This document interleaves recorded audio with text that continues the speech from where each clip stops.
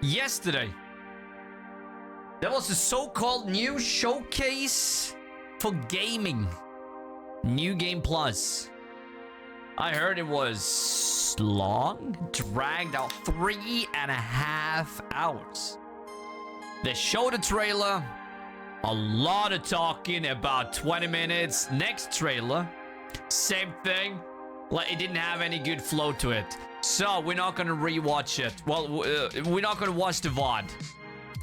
I picked out just a few trailers, game trailers, interviews from that showcase that we're gonna watch before we hop on to the main stage.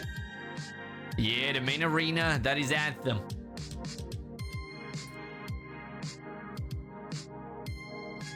Oh.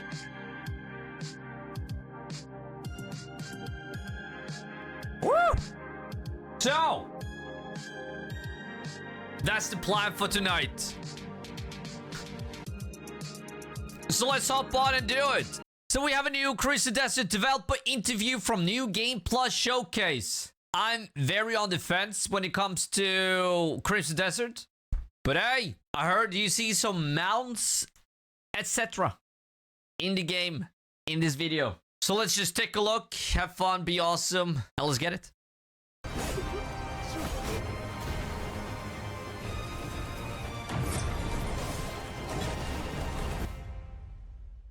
Hold on. Based on the trailers and based on a bunch of things that I've seen about this game, you can clearly slay dragons. Is that true? There are dragons in the game, and you do fight them. We haven't revealed just yet whether or not you can actually slay them, but you can fight them, you can fly them. Can you lay them? I'm sorry to the Lua fans, but at this point, we're not confirming whether or not there's dragon relations. Could you speak a little bit to how big this...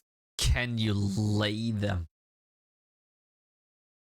Oh, come on. Freaky ass gamers. This game is? We've been seeing some news out there with some specific numbers floating around about how big the map is. I don't think numbers really do it justice because how big is that in terms of scope and scale? But what we can say is the world's at least twice as big as the open world and playable area of Skyrim. It's larger than the map of a Red Dead Redemption 2. Hold on. Huh? Okay, well, that it's gotta be something in it too. Not just open and empty landscape. World games are about doing things, having activities, having... And that bear, though, you can fucking ride the bear. Yeah, I wonder how this will run and how this will look outside of YouTube. Just get a little hands-on preview with the game and just, hey, okay, I want this. Well, I hope we get that feeling. I hope we also get a demo. We probably do. But all this crazy sorceries, magic stuff looks just bland, in my opinion. Yep. Yeah, I said it. It does. I'm not very impressed with the game when it comes to the combat. But I hope this will maybe change my mind. At least about some of the features. Distractions.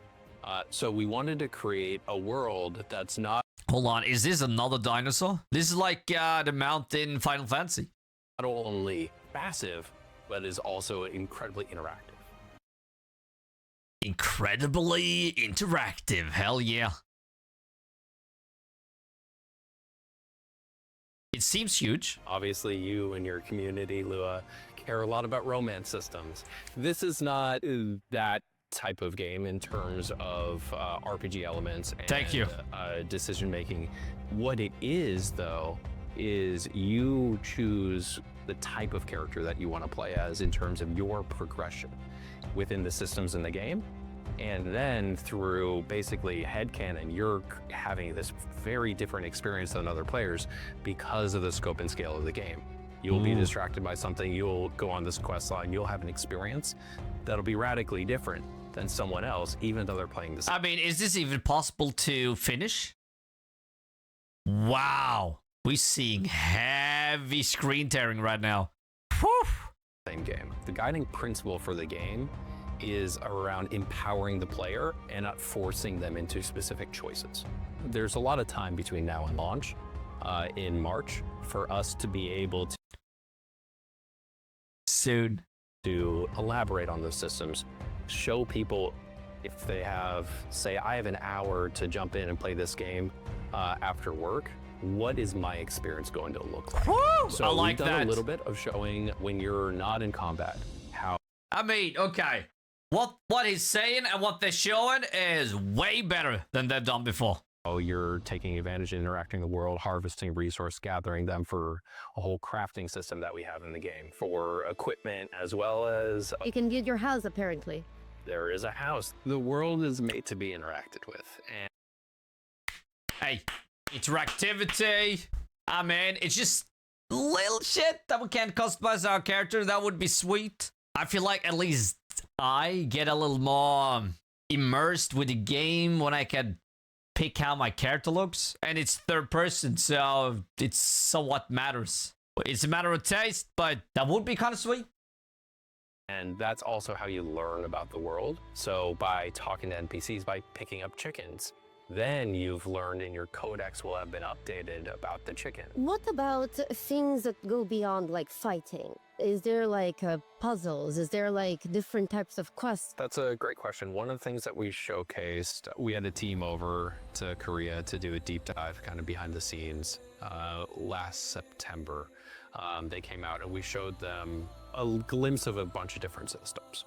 One of the systems that we showed them was in what we call the aerial abyss. It's those sky islands that you see there. That's a very important, pivotal part in the story and quest and mystery. Did you see that hook? Holy shit, that's kind of cool. Important, pivotal part in Damn. the story and quest and mystery surrounding the world. In Okay. those sky islands, there are puzzles. They all have a different vibe, if you will, and then treasures and rewards for completing them. When can people get the game? Where can they get it? What does that look like for you guys? The game comes out on March 19th across basically every platform. It'll be available on consoles on PS5, as well as Xbox Series X and S, PC, as well as natively on Mac. Meh. Is that what people want? Huh? Let's continue. Exekiller exclusive look from New Game Plus. That's all I know. Let's just take a look. Come on.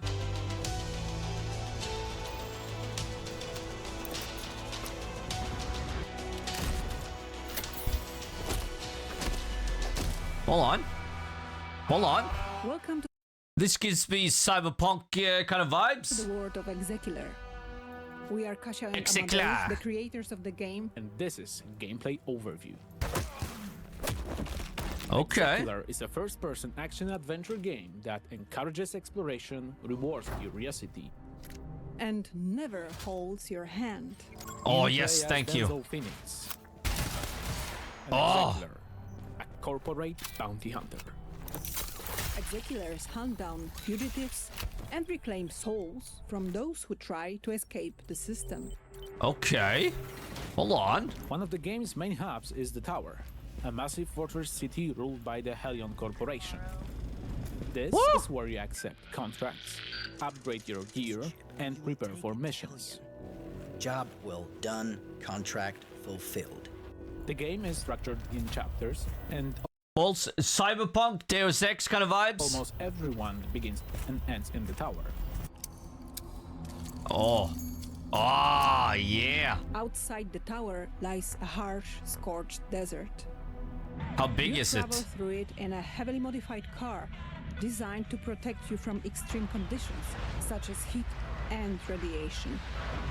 Inside the vehicle, you have access to your computer, storage, and a working radio. Holy shit.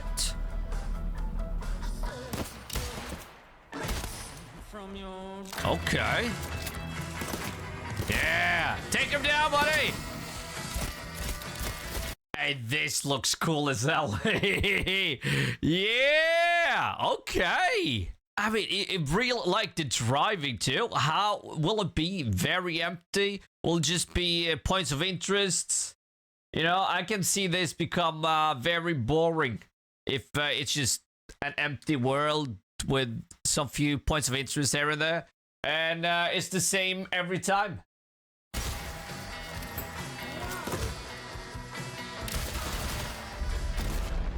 Okay, it would be cool if we saw bolt holes. Oh. Okay, this is awesome. Yeah. I love the western feel of this. Yeah. And the music in the background is yay! And then you got the high-tech ammo counter right there. Yeah. Oh. Whoa! Okay. Hold on, was that a key or is it a knife? Knife. Ah! Survival is core part of the experience. Okay.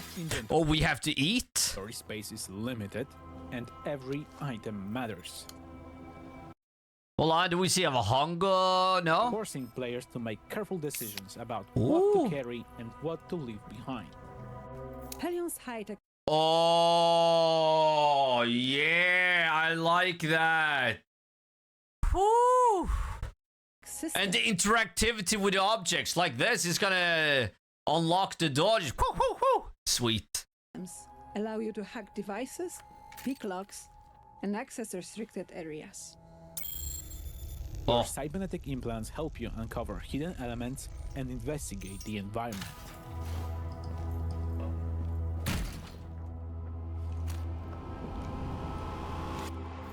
Missions and level design are fully non-linear. Fan also. Yes. This sounds so good. And it looks like it doesn't look shit either. Graphic wise. There's no single Style. way to complete a contract. Okay, Stealth, good. Oh. dialogue, and combat are all valid approaches. Oh, Can be yes. freely combined. Oh, In yes. Exekiller, every decision matters. What's it gonna be? Plata or muerte?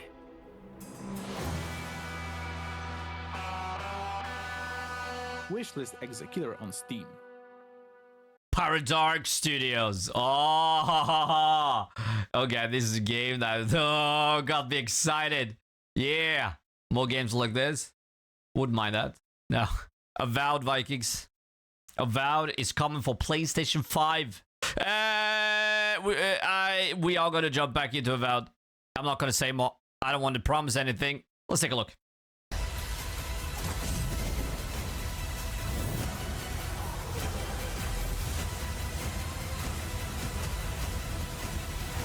Avowed is a Obsidian first-person action RPG set in the world of Pillars of Eternity, where the player plays as an envoy sent by the Emperor of Adir to the Living Lands to investigate a mysterious plague that's kind of spreading throughout the lands, causing chaos, and you play as the envoy trying to figure out what's kind of going on down there. Do things that affect it in positive ways, negative ways, or in between type of ways, with that type of choice and consequence. In terms of, the post-launch things we've been supporting on it, like we've gotten a bunch of abilities added to the Ranger and Fighter trees to kind of more fill it out comparatively to the Wizard tree aspects about it that are like Arachnophobia mode. That was like a big community requested feature, as well as, changes to progression, improvements there, gear improvements, and as well as bug fixes and crash fixes. And you can play now as the different species. Yeah, we've added different species. The Amauin, Orlins, and Dwarves are now. Hey! A lot of that's our awesome. Decisions we make are revolving about time on the player community. So we work, really closely with our community management team. We get like a spreadsheet, kind of see what the things that are bubbling to the top. Like an example, like quarterstaff was something where we wanted to feel like more like a wizard, right? That kind of wizardy vibe, as well as playing as Orlins. Like I think players just were bummed that we didn't include that in the base game. So I mean, it really comes down to like the time and what the community wants, and that's kind of how we decide to go about it. Yeah. We notice players really roleplay their characters in the game, so we always want to give. Hold the fuck on. What did he say? We notice players really roleplay their characters in the game. Of course. Huh? It's an what? It's an RPG? Of course they are. You notice that? That's a weird statement. We notice like players really role play their characters So in the fuck, game. you know, list. So we always Of want course. to give them as many options as we can to like You should have done that at launch. customize their features or character, you know, to kind of. But holy shit, of course! It's an RPG! Of course they'll fucking roleplay. What? Fantasy in this world as they journey through the story. We just wanted to give them as many possible options as they can to really make the character they want to make and just make it just their own. Stuff like all the playable races, we discussed it early on in Avowed. It's something to both previous Pillars games had. It's a lot of work and a difficult thing to really nail down, especially in Avowed with its parkour systems and its combat mechanics and all the weapon types and stuff like that in the game. Our different races are different sizes, they're different shapes, they're a very unique game experience when you play as each one of them in a first-person game specifically. So it was something like new to wrangle for Avowed. We had no time to finish it as we're making Avowed, and now we can give it to the players, so it's a more... They didn't have time, so Microsoft didn't want to delay it then. rounded experience compared to the original Pillars games. So it should be a whole new way. So basically, the game could have been way better if Microsoft would just delay it.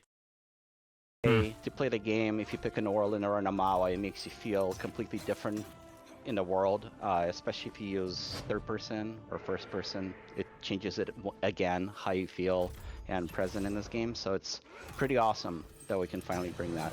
New Game Plus allows the player to bring over all their abilities, all their equipable gear. It does reset it back to level 1, so it's not like you're just outright OP basically, but you'll have the end game gear with all its like enchants to be able to just start the new game, as well as we have like modifiers on enemies that kind of either make them more resistant to some of the elemental types, or modifiers that make them more resistant to being stun locked or hit reacted. And that kind of gets sprinkled in kind of somewhat randomly throughout that New Game Plus experience to kind of get that added challenge, but also let the player still feel somewhat like they're accumulating their abilities over the course of multiple playthroughs. So. We notice players like to take photos of their envoys, but it's very difficult in the game. You have to get the camera just right to get a certain distance from the character, or capture the shot in a conversation when you see your character. So this allows you to really get into it and capture some awesome shots or some scary shots, depending which way you're going. We're super excited to announce that Avowed's finally going to come out to PS5. Pre-orders are going to be live today. Keep an eye out on our socials, and we'll announce when the store page is open. Okay. Yeah, I liked this game at launch. I did. The reason we stopped playing it is because the combat became very repetitive. Well, we're going to give it another chance one of these days. Maybe when it comes out on PS5. Maybe. And then we have a game that I can't wait to play. Expanse, Osiris Reborn. It's this and Exodus. Those two games I can't wait to check out. It's gonna be so good. I believe. And we're watching the short interview. It started at 1 hour one because I don't want to know everything about the game. I want to be surprised. Let's roll it and take a look.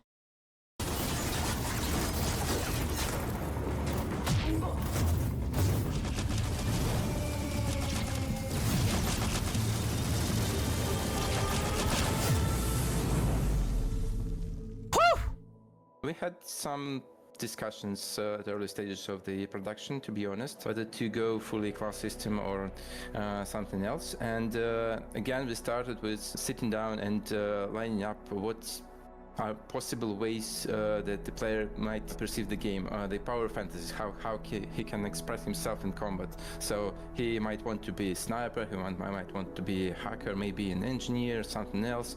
As we designed those playstyles, we thought how to mix it up a bit, how to let player to experiment with what he encounters during the game. So, for example, when he finds a neat shoulder cannon, as we've shown in the announcement trailer, even if he's a sniper, he might want to experiment with that. Why not? It fits the universe, it fits the playstyle. He might want to see how it works, and so we decided why not to give him the possibility to do that. That was the idea behind the playstyle. So playstyle is basically the starting preset that kind of gently guides you towards the certain direction of your power fantasy of how you play the game. At some point, the player will need to commit to his choices. So again, it's an important part of the choices. Yeah, I think you can create your own character too. Yeah, like I said, Expanse and Exodus is sort of that Mass Effect feel and vibe. System, you know. If you just can switch everything on the fly, that kind of makes your choices less important. So at some point, you need to stick to particular guns, particular gadgets, and you just build around them. We give you some time to experiment, but you will need to commit. During the character creation, you will have to choose between three major factions, your origin, so you'll be either Belter or Earther or Martian. Facial customization, appearance, you can choose your body type. So you will be playing as a Pinkwater mercenary with different type of origin that you would create. You will have your sibling with the same, like, identical one. They will look a little bit different because they're their own person. They have their own personality. These events. Are you fucking kidding me? If they change the face based on how you look, so they look like siblings, yes!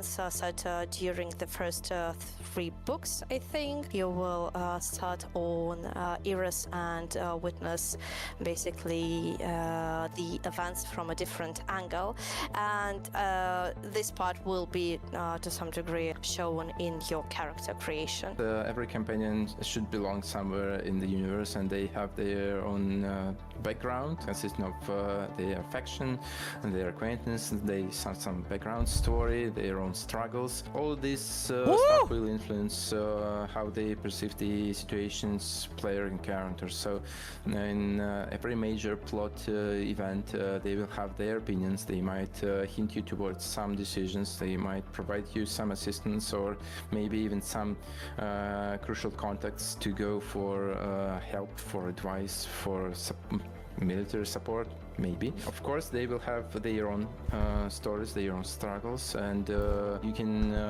I mean, what the fuck? Yes! Yes! Oh! But finally, a good and great and awesome and perfect RPG, Exodus, the Expanse. Get over here. Choose to help them, or maybe to ignore their own stories, totally depending on how you want to be invested in this particular companion. The choices you make for those companions also will matter in long term. Yep, some of them will have romances, and you can see on our background companions. Perfect, we cannot say who is going to have romance, but there will definitely be romance in our game. It's a small crew on the small ship. You know, the Expanse, it's a universe where everyone flies in very tight spaces for a very long time. So there is a dynamics in the crew as well. We have a few layers of the combat system. First of all, it's obviously the gunplay. A few classes of weapons that you can use, and mostly you do it from the covers, so it's a cover-based gunplay game. And the second layer of the mean, what the fuck? Yes, it sounds like Mass Effect. Oh, you know what? I sort of just wanna fucking wait with The Witcher 3 and just jump onto Mass Effect instead. Fuck me. System is that's your abilities. That they might be more like offensive ones, maybe something like a grenade or a shoulder cannon, or maybe something more defensive like a shield or maybe a protective drone. A lot of gadgets that you can choose from depending on your play style. And as Julia mentioned, there are some play styles that are mostly focused on using your gadgets rather than using your weapons. Third layer, but still very important, that's obviously your companions. They have their impact on the combat.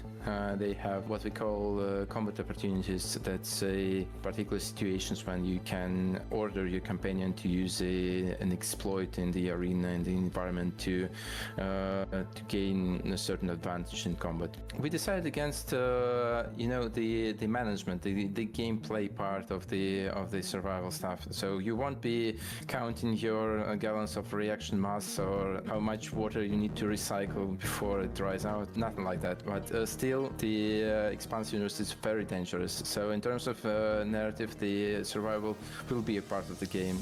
You will have a tremendous enemy.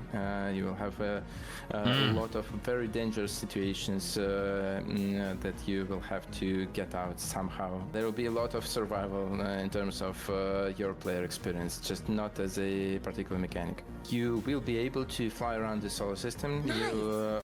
Oh shit! Now I kind of wish we watched the long version of this interview. Maybe we will. We'll be able to visit various planets. We mentioned it before that we have Luna, Mars, Ceres, Io, and some other cool places to visit. And some of those places will be like major social hubs where you can just walk around, meet other people, drink at the bar, shop for better equipment and stuff like that. So you Exodus is coming next year in 27. I really hope this one. Expanse is coming this year. We'll have plenty of places to go and to visit and to look at. The Expanse universe is cruel, and some characters might die because of your choices. Stay tuned for more. We will show more very soon. Have something cooking. I hope you will like it. Woo! We'll get that Mass Effect feel, Mass Effect gameplay back. Ah, you're no hero, just a merc caught in the wrong place at the wrong time. Yes! Give it to me in my veins! Beautiful Light, yet another extraction shooter. But this one seems to be more PvE oriented, even though it's PvP, PvE. Here we are. Official trailer. Quebec Charlie to Quebec Romeo Foxtrot. We got your location report. We are monitoring you in the operation zone. Good luck. Over. Okay. All reminds me of active matter. Yeah. Yeah. It's fucking active matter. Just way more hardcore.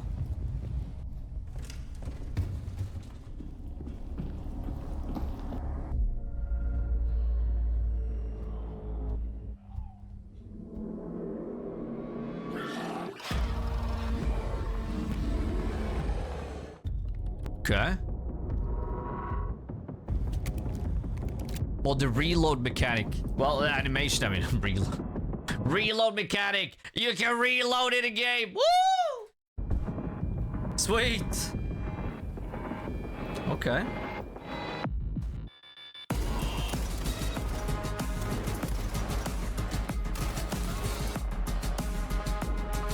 Yeah.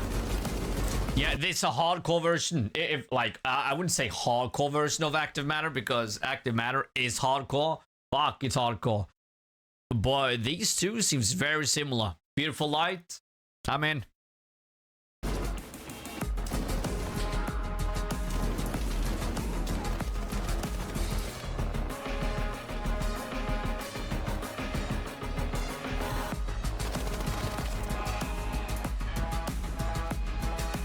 Oh. Hold on. Woo. Ah.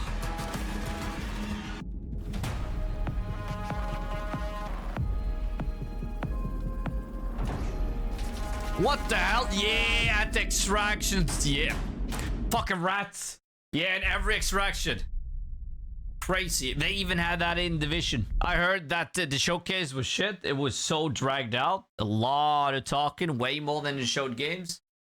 And as you already seen on some of the interviews, they're also dragged out. Like we saw with this one. What the fuck? They only filmed him? No gameplay in the background, no fucking interactivity with him. It was just, the camera was just still on him half of the interview. So I'm glad we didn't watch it. But, hey, the main thing about that, the most awesome hype thing about that showcase for me was definitely the Expanse Osiris Reborn. What does it say though? Yeah, coming soon. Have they made any other games? Rogue Trader, Pathfinder. Okay, no. Well, an okay showcase. The games that we looked at was awesome.